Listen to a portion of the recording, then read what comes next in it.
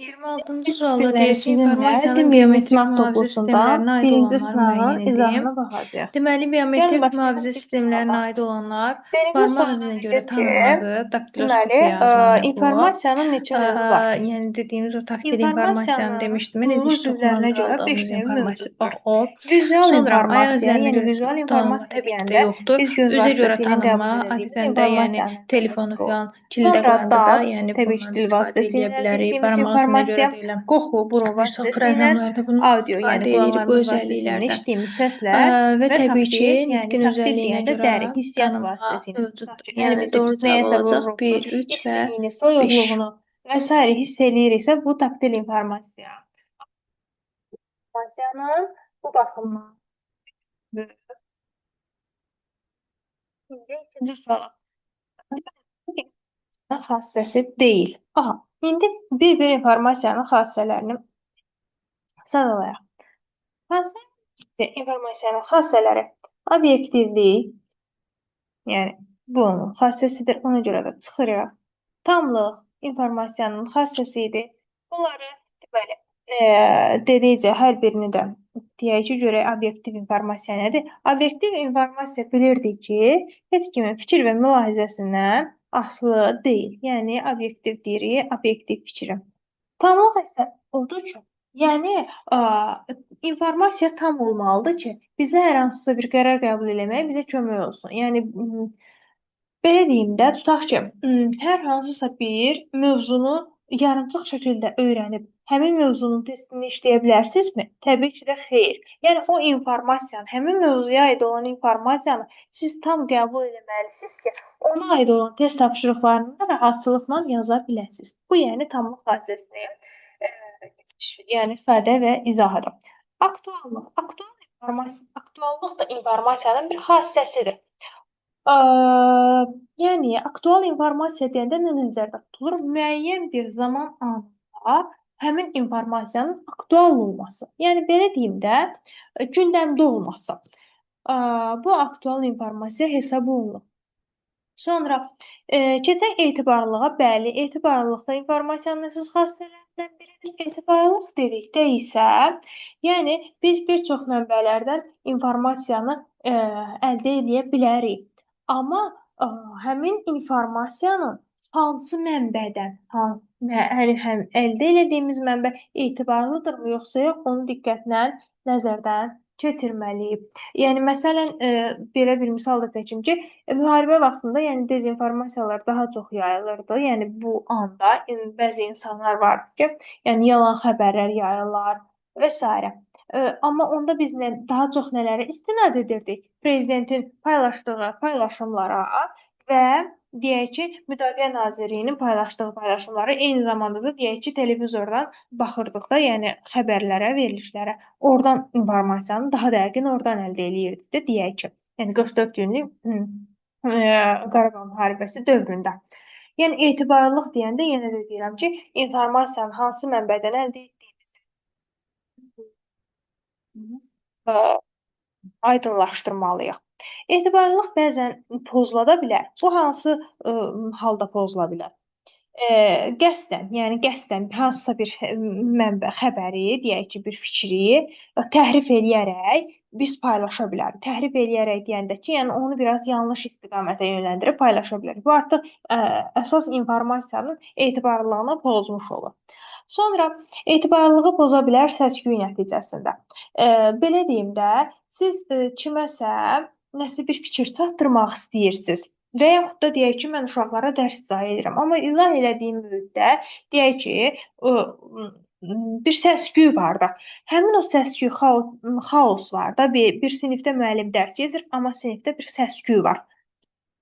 Bu halda siz necə dərsi təbii ki də dərk eləyə bilməzsiniz də. Artıq yəni etibarlılığın pozulmasına gətirib çıxarır. Bir də ki, real bir informasiyadır, real faktı onu qəsdən şişirdə bilərik və yaxud da olduğundan daha aşağı göstərə bilərik. Bu da artıq etibarlılığın pozulması.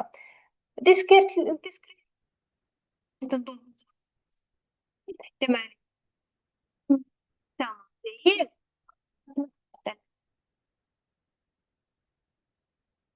Doğru.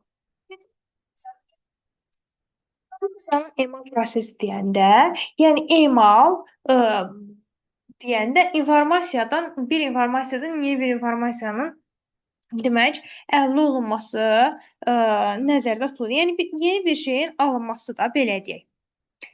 Elektrik enerjisinin istehsalı. Bəli, elektrik enerjisinin istehsalı biz məsələn də deyək ki, su elektrik stansiyaları var, nə bilim, külək elektrik stansiyaları var, günəş elektrik stansiyaları var. Bu görürsünüz ki, günəşdən nə alındı? Elektrik alındı. Bir çevirmə baş verdi də yeni bir şey əldə olundu. Buna görə də burada bir deyək ki, emal prosesi gedir. Amma burada çaşırmayın. İnformasiyanın emalı getmir axı. Elektrik enerjisi emal olunur. Bir haldan digər hala belə deyək də enerji, günəş enerjisi idi, keçdi elektrik enerjisinə. Burada hansısa bir informatik proses baş vermədi ki? Xeyr. Kitabın cildlənməsi ilə ümumiyyətlə burada heç bir, yəni informasiya emalına aid bir proses getmir. Bu da yanlışdır. Elektron məktubun göndərilməsi. Bu, yəni göndərilməyə aiddir. Yəni ötürülməyə aiddir. İnformasiyanın ötürülməsinə aiddir. Yəni məktub bir informasiya yığınıdır. Göndəririksə nə edirik? Ötürürük. Yəni bu ötürmə prosesinə aiddir. Emalla heç bir aidiyyatı yoxdur. Sonra keçək ağacların suvarılması. Ağacın suvarılması ilə informasiya arasında hər hansısa bir yaxından uzaqdan bir əlaqə mövcud deyil. Amma mətnin tərcümə olunmasa informasiyanın emal aiddir. Sadəcə burada bir şey alıyoruz ki, emal prosesi iki halda baş verə bilər. Emal prosesində yeni informasiya əldə oluna bilər. Bir də ola bilər ki, informasiyanın sadəcə olaraq forması dəyişilsin. Mətn tərcümə eləyəndə deyək ki, Azərbaycan dilində olan bir mətni keçiririk ingilis dilinə.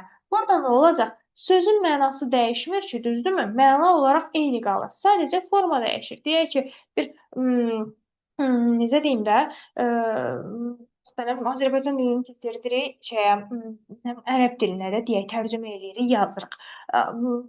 Hərflərin forması dəyişir və s. Bu tipli dəyişiklik verir. Bu da elə emal prosesinə informasiya olanda qeyd var. 5 dənə növ var. Oxu informasiya, görmə, yəni vizual, səs informasiya, digər hansı idi? Taktil informasiya. Video isə informasiyanın növünə deyil. Video informasiyanın deməli nəyinə aiddir? Yəni tipinə aid, yəni informasiyanın tipinə, formasına aiddir. Keçək 5-ci suala. İnformasiyanı qəbul edəcək şəxsin başa düşdüyü şəkildə verilməsi təbii ki də bu hansı xassədir? Demək, anlaşıqlıq xassəsinə aiddir ki, biz qarşıdakı insanın fikrini başa düşürüksə, deməli onu anlayırıq. Anlaşıqlıq xassəsinin tərifidir. Sonra deyir, doğru ifadəni müəyyən edin.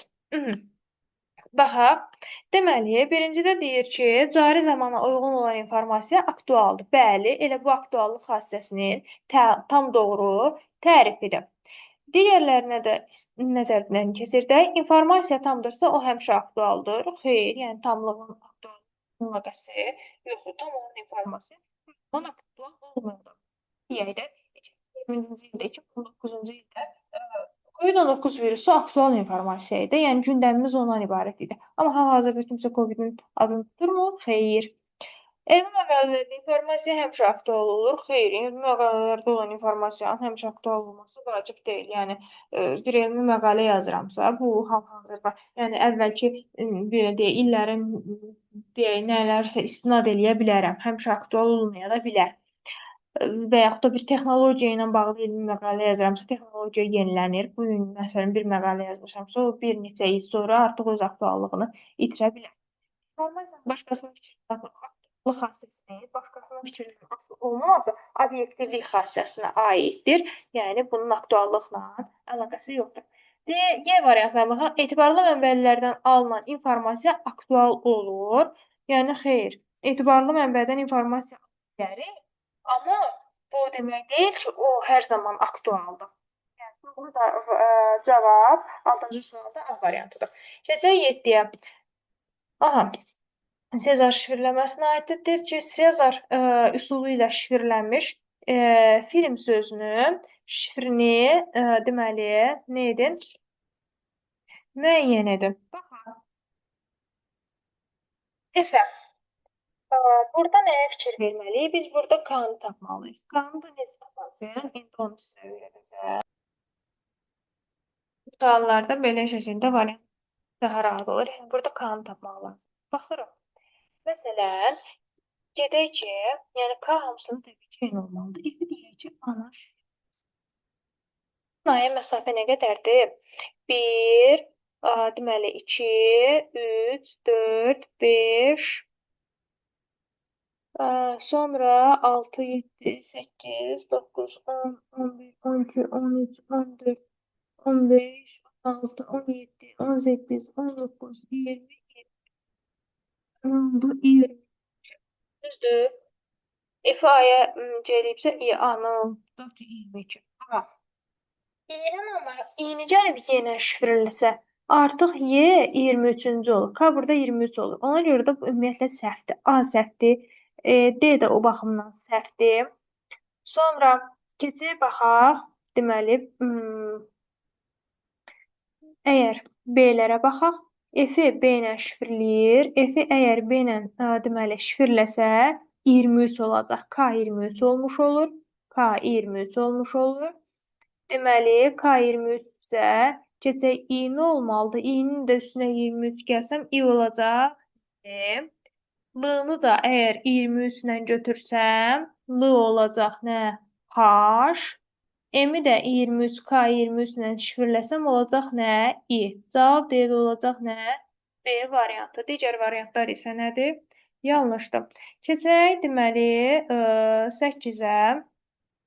Deməli, Sezar üsulunda da şifrləmədə bir şey də deyim ki, nə edirik? Sadəcə, yəni K, 8-ci sualda onu izah edəcəm. K bərabərdir 5 verib, disk sözünün şifrini müəyyən edin. Yəni, D-dən 5 vahid, deməli, sonra olan, deməli, sözü tapacaq, hərfi tapacaq. Yəni, 1, 2, 3, deməli, 1, 2, 3, 4, 5. Yəni, D-ni özünü saymırıq da. D-dən sonra gələndən başlayırıq. Y, F, C, H, nə oldu? I. Deməli, D-nin kodu oldu, belə deyək, I. İndi I-yə baxaq. I-nin üstünə 5 gələcəm. Nə olacaq? I-nin üstünə də 5 gəlsəm, I-ni saymıram.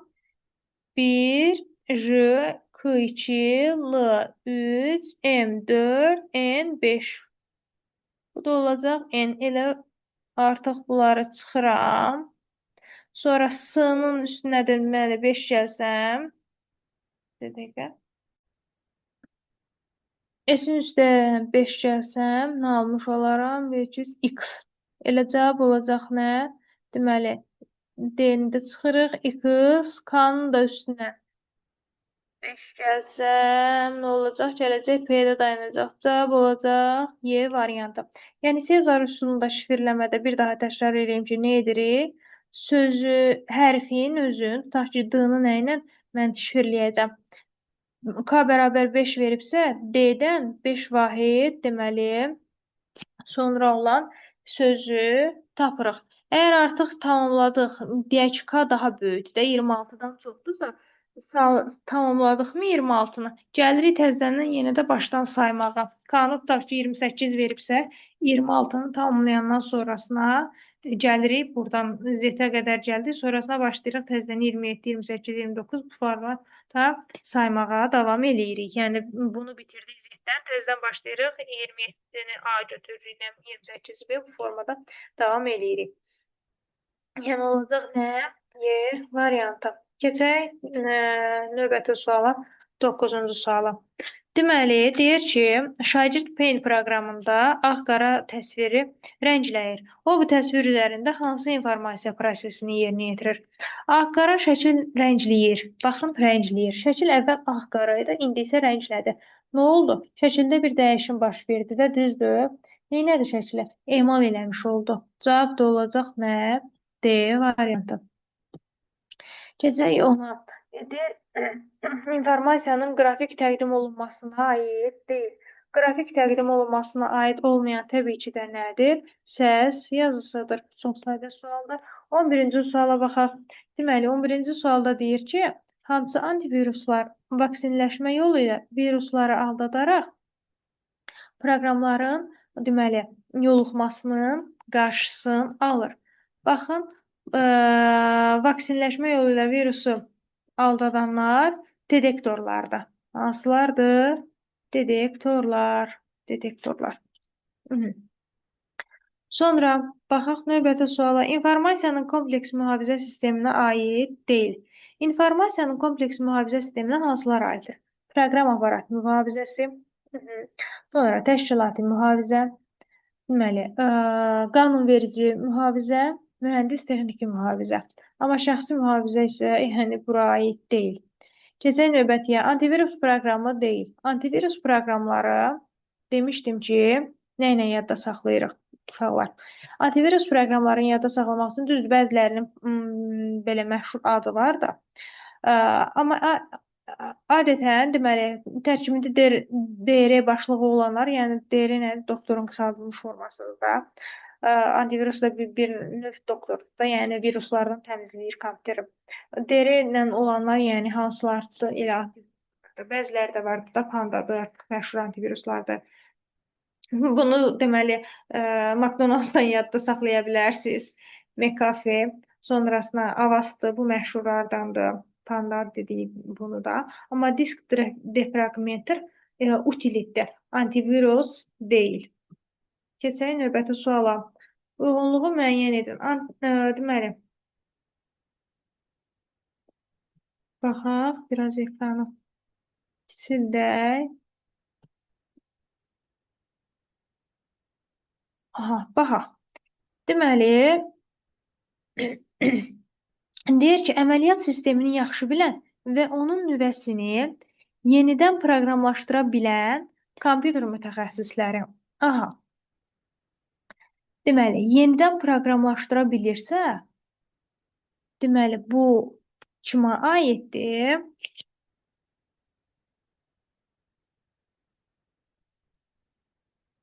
Bizi dəqiqə. Yenidən proqramlaşdıra bilirsə, deməli, bu nədir? Hackerdir. Yəni, hacker də deyirlər, hackerdir. Biri aiddir və yəni artıq o çox biliyə malikdir də. Hansılar var idi? Hacker var idi, skriptlər var idi, bir də crackerlər var idi. İndi baxaq növbətiyə.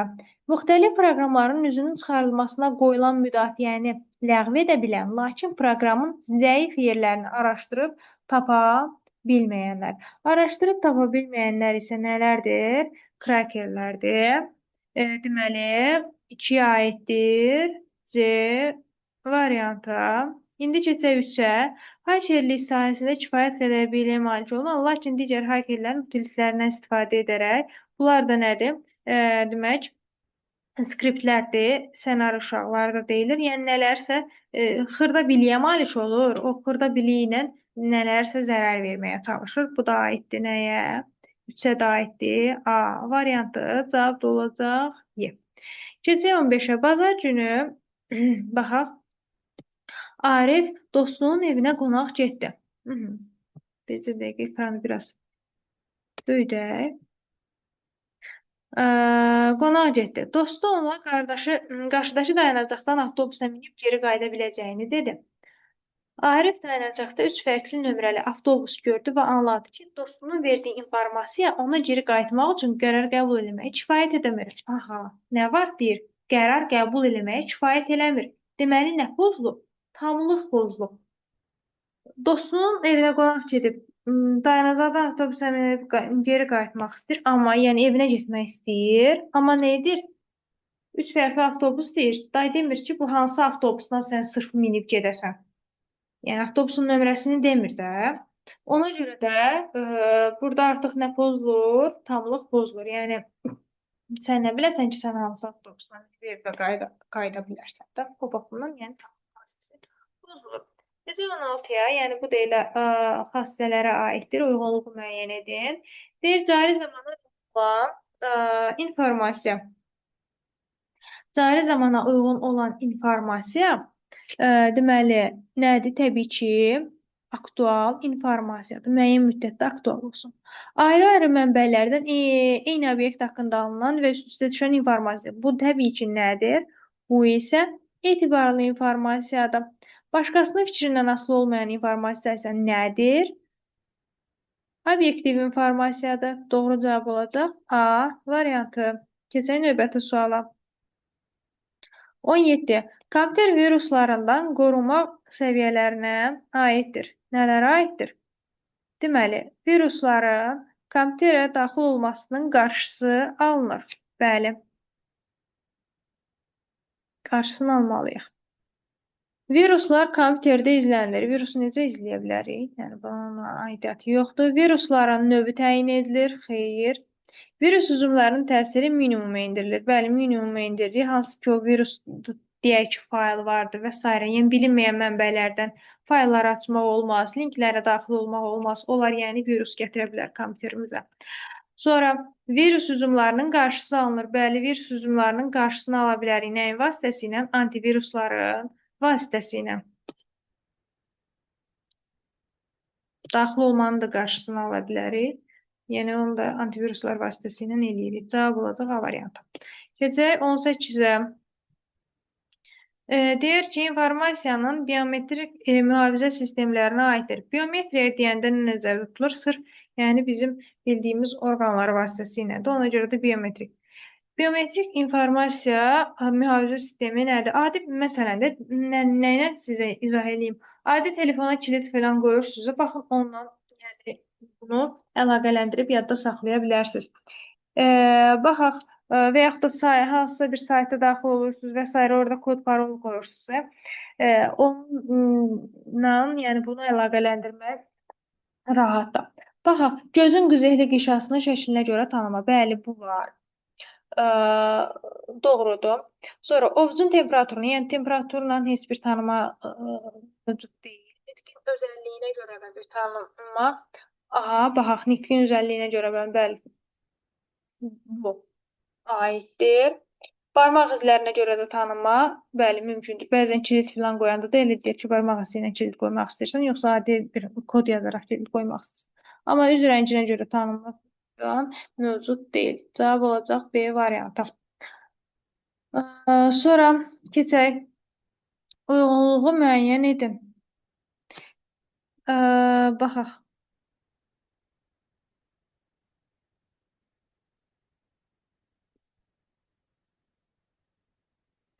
Deyir, ictimaiyyətə məxsus proqram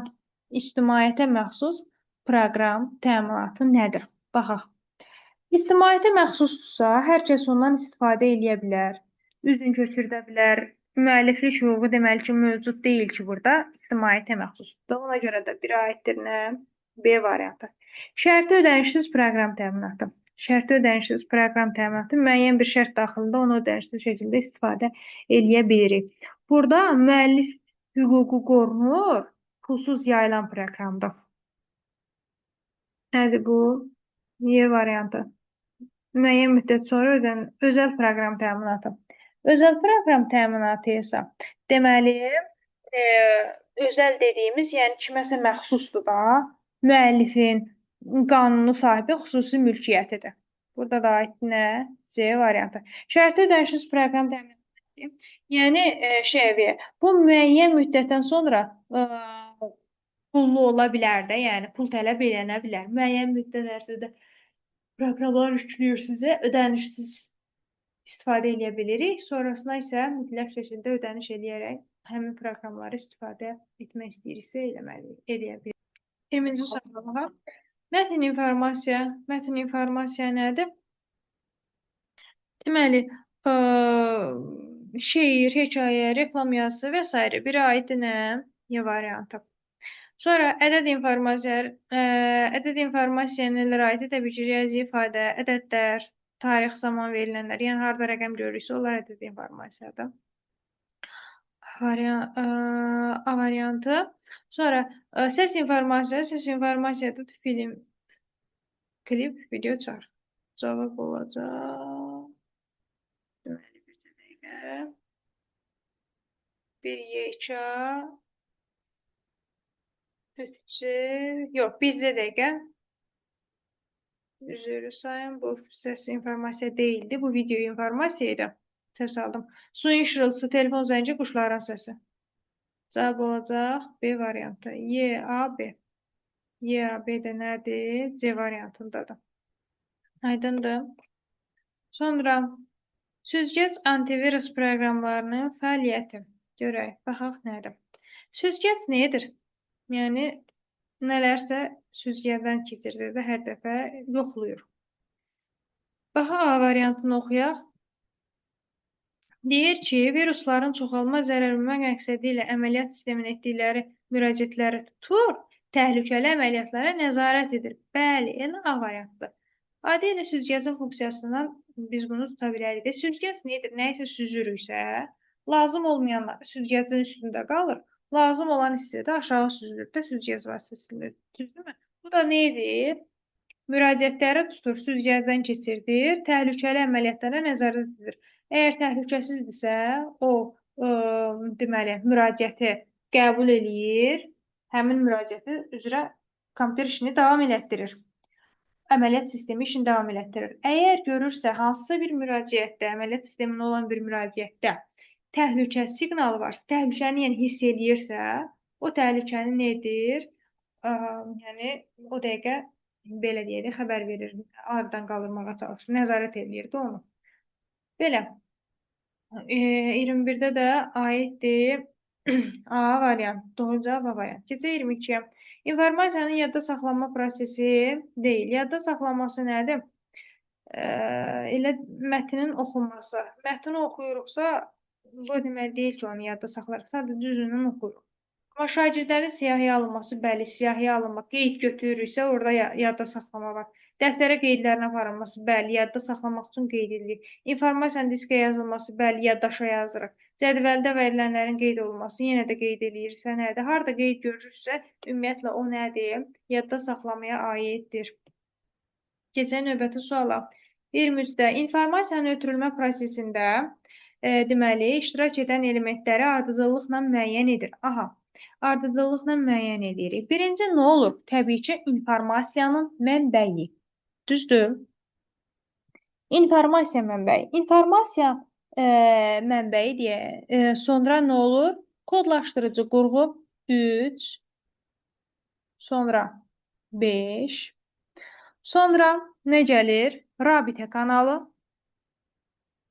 2, sonra deməli, dekodlaşdırıcı qurğu və informasiyanın qəbul edicisi. Aydındır. Bunu bir müəllim şagird əlaqəsi olaraq da yadda saxlaya bilərsiniz. Mən informasiyanın müəlliməm, mənbəyim. Düzdür. Müəyyən deməli, informasiyanı da belə deyək ki, kodlaşdırıram, müəyyən bir formaya salıram, sizə verirəm. Düzdürmü? Sizin anlayacağınız dildə. Sonra bunu nə ilə ötürürəm sizə? Rabitə kanalı vasitəsilə. Biz şagirdlə müəllim bir-biri ilə nə ilə rabitə saxlayır? Dilimizlə də ünsiyyət vasitəsilə rabitəni təşkil edirik. Sonra nə olur? Dekodlaşdırıcı qurğu artıq nə olur? Gəlir, çatır şagirdə.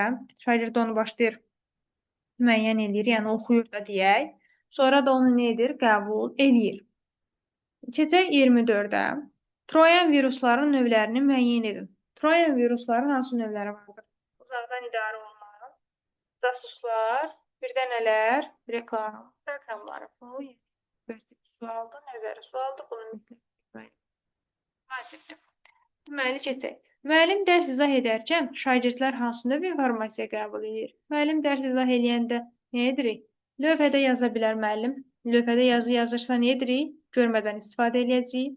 Sonra bir də danışır. Danışır da, izah eləyir, danışır.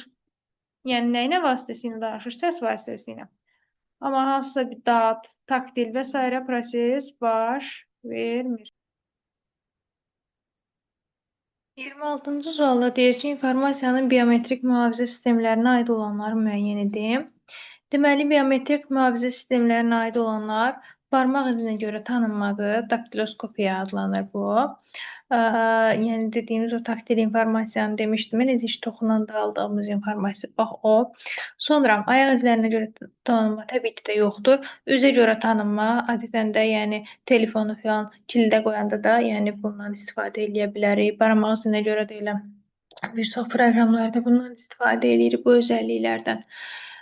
Və təbii ki, nitqin özəlliyinə görə tanınma mövcuddur. Yəni doğru cavab olacaq 1, 3 və 5.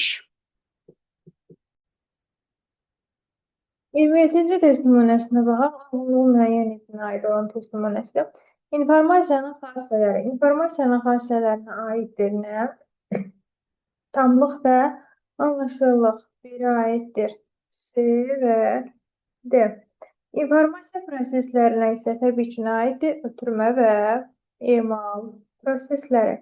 Bəzən informasiyanın xassələri uşaqlar deməli, alqoritmin xassələri ilə deməli qarışdırırlar, amma təbii ki, burada nə olmaq lazımdır?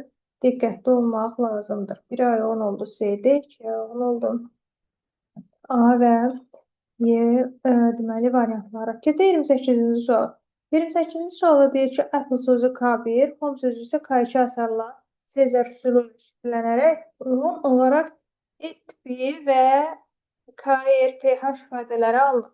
K1 və K2 əsərlərini uyğun olaraq təyin edib, yeni K bərabər K1 üstəgəl K2 qiymətinə uyğun table sözün şifrini müəyyən edin. Əvvəlcə K1-i tapaq. K1-i tapmaq üçün görürük ki, A-nı nə ilə şifrləyib? Deməli, E ilə. A-nı E ilə şifrləyibsə, deməli, K1, 1, 2, 3, 4. Dedim ki, həmin hərfin özün, A-nın özünü saymırıq. Nə oldu? 4.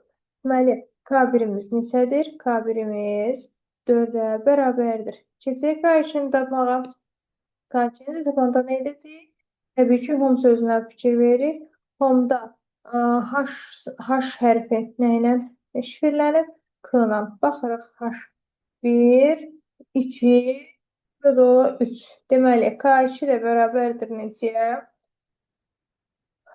3-ə. İndi K-nı tapırıq. Yəni K1 ilə K2-nin cəmi. K da olacaq neçə?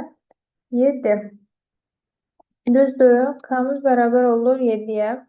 İndi keçək table sözün şifrləyək. Table sözünü şifrləyəndə T-dan sonra başlayırıq saymağa. 1, 2, 3, 4, 5, 6, nə olacaq? Sonra davam edirik 7. Deməli, T-nin belə deyək, şifr oldu A. A-nı baxaq. A-dan sonra deməli sayırıq 1, 2, 3, 4, 5, 6, demək 7. Oldu nə? H. Sonrasında B-nın kodu olacaq. Yenə də eyni qayda ilə davam edirik. Deməli, B2-də 2-nin üstünə 7 gələndə 7, 9 olacaq nə? I. H. I. Sonra keçirik elə. Deməli, 1, 2, 3, 4, 5, 6, 7. Nə olacaq? S. E-nin də kodu olacaq neçə? E-dən sonra gəlir. Hansı hərf olacaq? Deməli, 1, 2, 3, 4, 5, 6, 7. Elde 7. Yenin də deməli şifr nədir? 7. A-hi self belə bir şifr olmuş. Oldu. Keçək növbəti suala.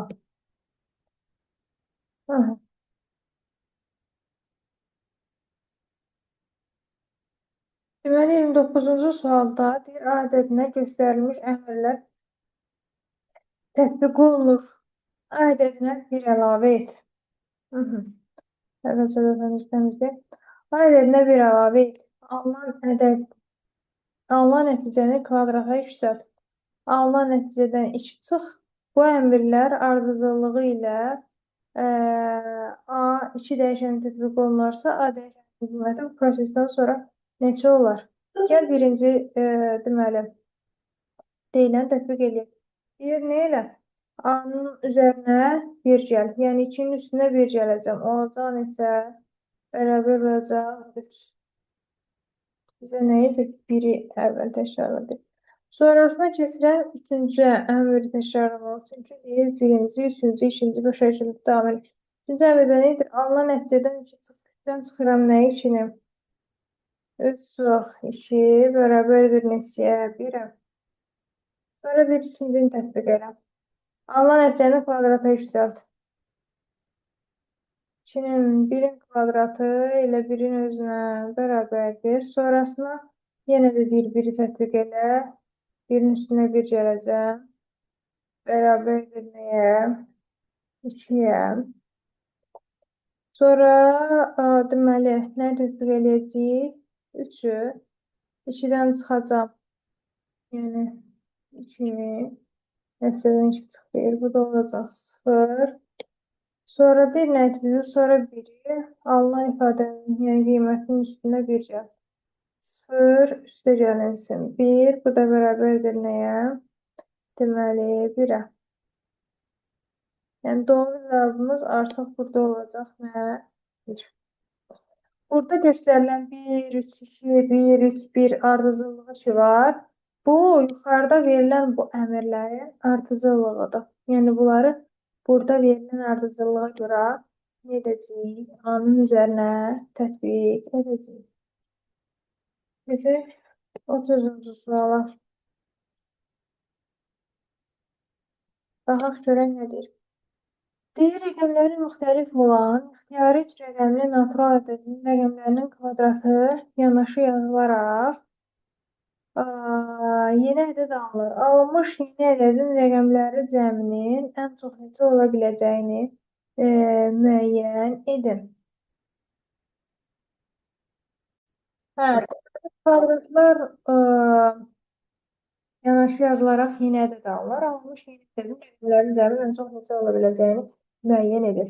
Burada artıq kvadratları yanaşı yazıb cəmləyirsə həmin rəqəmləri. Deməli, mən baxmalıyam ki, ən böyük rəqəmlər hansıdır? Ən böyük rəqəmləri götürməliyəm. Bu da hansıdır? 9, 8 və 7-dir. Bunları ardıcıl bu şəkildə yazsam. Düzdür, burada ixtiyari üç rəqəmlər ötən gedir və müxtəlif rəqəmli dediyi üçün 980 götürəcəm. Yəni, ən maksimalı götürməliyəm ki, həmin ədədlərin, yəni rəqəmlərin də kvadratları maksimum olsun. Bu da olacaq 9-un kvadratı 81, 8-in kvadratı 64, 7-in də kvadratı 49. Sonra bunların hər birini toplasaq. Deməli, 800 üstə gəlib 8 üzərinə gəlinsin 1, üzərinə gəlinsin 6, üzərinə gəlinsin 4, üzərinə gəlinsin 4, üzərinə gəlinsin 9. Bunların da cəmi bizdə olacaq neçə? 32. Cavab olacaq 32. Növbəti sınavlarda görüşənə qədər.